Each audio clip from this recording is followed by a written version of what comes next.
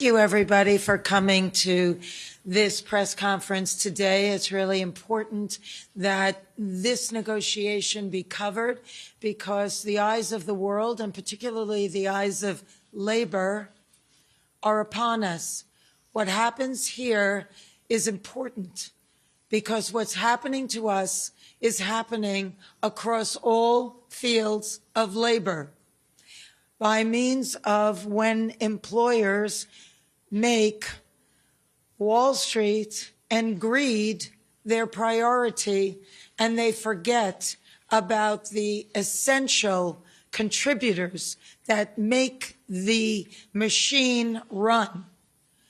We have a problem, and we are experiencing that right at this moment. This is a very seminal hour for us. I went in earnest, thinking that we would be able to avert a strike. The gravity of this move is not lost on me or our negotiating committee or our board members who have voted unanimously to proceed with a strike. It's a very serious thing that impacts thousands, if not millions of people all across this country and around the world. Not only members of this union, but people who work in other industries that service the people that work in this industry.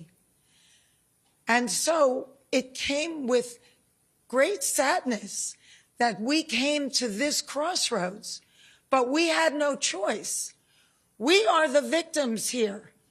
We are being victimized by a very greedy entity. I am shocked by the way the people that we have been in business with are treating us. I cannot believe it, quite frankly. How far apart we are on so many things. How they plead poverty, that they're losing money left and right when giving hundreds of millions of dollars to their CEOs. It is disgusting. Shame on them. They stand on the wrong side of history at this very moment. We stand in solidarity, in unprecedented unity. Our union and our sister unions and the unions around the world are standing by us, as well as other labor unions. Because at some point, the jig is up. You cannot keep being dwindled and marginalized and disrespected and dishonored. The entire business model has been changed by streaming, digital, AI. This is a moment of history. That is a moment of truth. If we don't stand tall right now, we are all going to be in trouble. We are all going to be in jeopardy of being replaced by machines and big business, who cares more about Wall Street than you and your family. Most of Americans don't have more than $500 in an emergency. This is a very big deal, and it weighed heavy on us. But at some point, you have to say, no, we're not going to take this anymore. You people are crazy. What are you doing?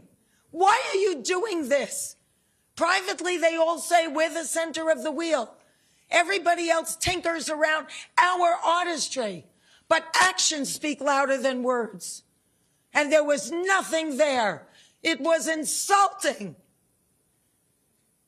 So we came together in strength and solidarity and unity with the largest strike authorization vote in our union's history. And we made the hard decision that we tell you as we stand before you today. This is major. It's really serious, and it's going to impact every single person that is in labor. We are fortunate enough to be in a country right now that happens to be labor friendly. And yet we were facing opposition that was so labor unfriendly, so tone deaf to what we are saying. You cannot change the business model as much as it has changed and not expect the contract to change too. We're not going to keep doing incremental changes on a contract that no longer honors what is happening right now with this business model that was foisted upon us. What are we doing? Moving around furniture on the Titanic? It's crazy.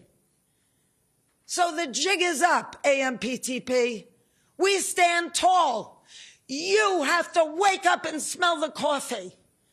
We are labor and we stand tall and we demand respect and to be honored for our contribution.